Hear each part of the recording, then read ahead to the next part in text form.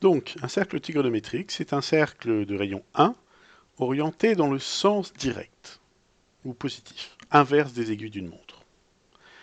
Qu'est-ce que ça veut dire? Bah, savez bien que les aiguilles d'une montre, elles tournent comme ça, autour du centre de l'horloge, elles tournent dans ce sens-là, comme ça, comme ça, comme ça, comme ça. Ok? Eh bien, dans notre cercle trigonométrique, on va tourner dans le sens inverse. Le sens direct, le sens positif, ça sera, on va tourner dans le sens inverse des aiguilles d'une montre autour du centre haut. D'accord? Et donc on vous dit, on appelle repère orthonormé direct ou repère orthonormé OIJ, dans lequel le quart de cercle IJ est dans le sens direct, comme ci-contre. Donc OIJ, vous voyez que pour aller de I à J, le chemin le plus court, c'est d'aller dans le sens inverse des aiguilles d'une montre, dans le sens direct autour de O. Donc ce repère est orthonormé puisque OI et OJ sont perpendiculaires et de même longueur, qu'on comprendra comme unité. Donc le cercle ici est de rayon unité, donc c'est un cercle trigonométrique, et il est orthonormé direct parce que pour aller de OI à OJ, on tourne dans le sens direct, dans le sens inverse des aiguilles d'une montre. Ok? Après, on parle d'enroulement de la droite.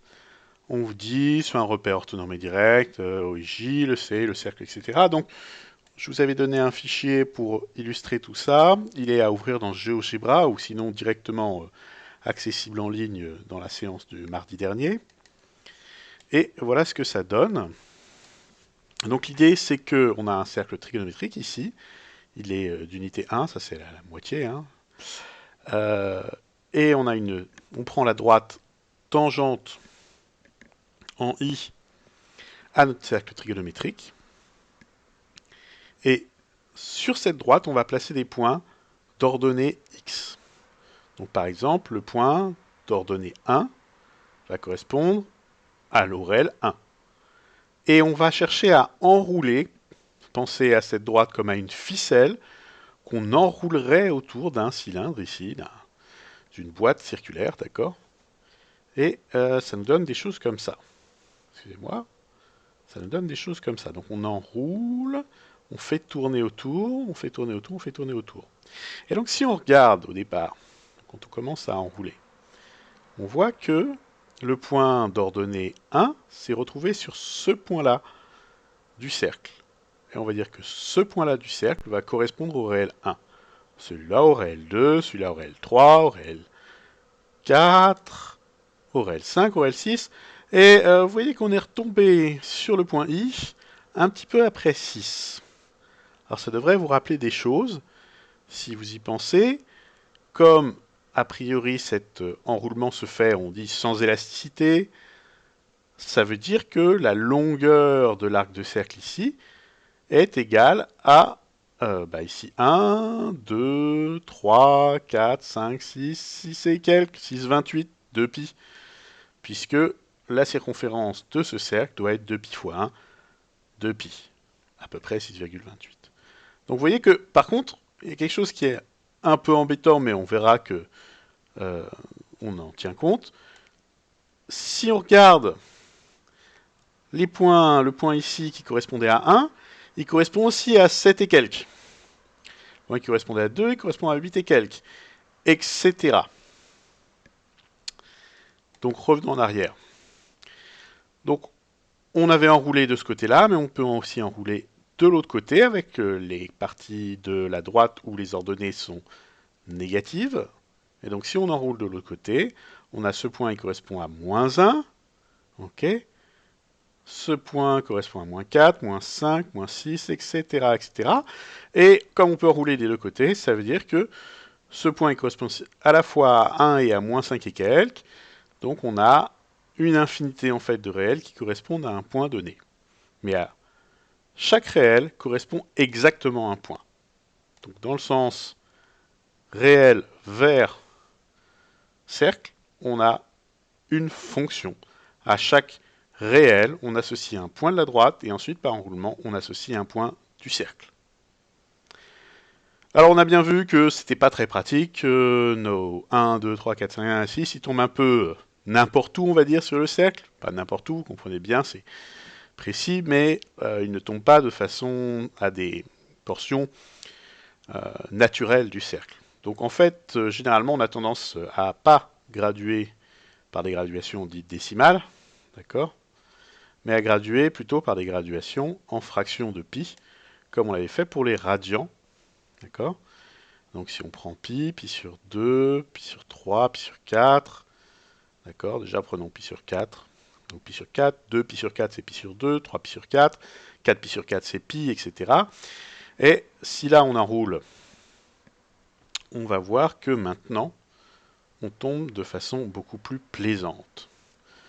Donc pi sur 2, on avait déjà dit, ça tombe sur le quart de cercle, hein, puisque 2 pi tombe sur le cercle complet, donc la moitié pi tombe sur le demi-cercle, pi sur 2 tombe sur le quart de cercle au niveau longueur, pi sur 4, ça va être un huitième de cercle, ça va correspondre, ici on va avoir un angle de 45 degrés, de pi sur 4 radians, entre cette droite-là et cette demi-droite-là.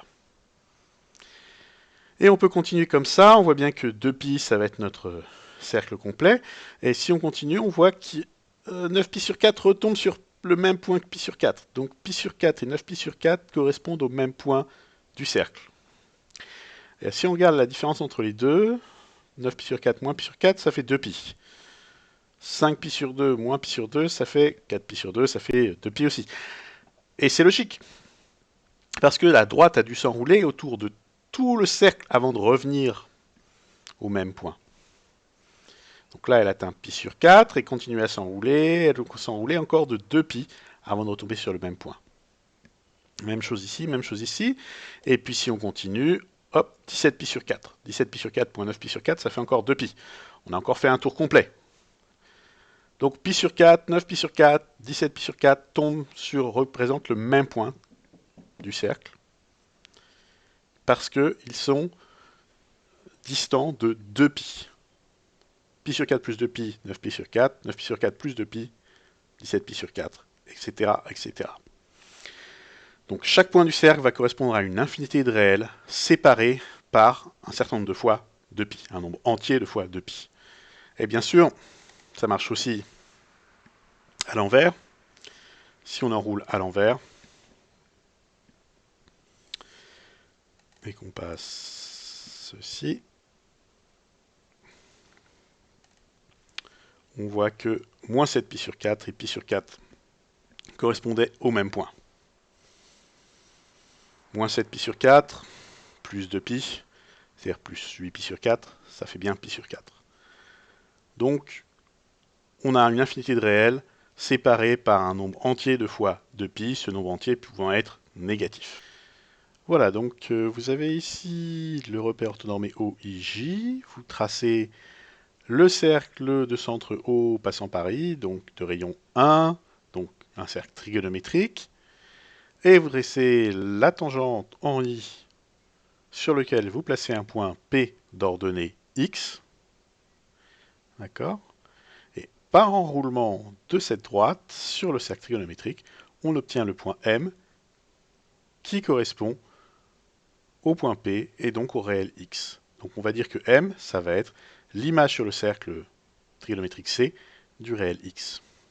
Chaque réel admet un unique point image sur C par cette procédure-là. Et chaque point du cercle C admet une infinité d'antécédents parce qu'on a vu que quand on enroulait plusieurs fois la droite, on retombait sur le point M au bout du deuxième enroulement, troisième enroulement, quatrième enroulement, etc. Et si on enroule de l'autre côté, on obtient des antécédents négatifs de M.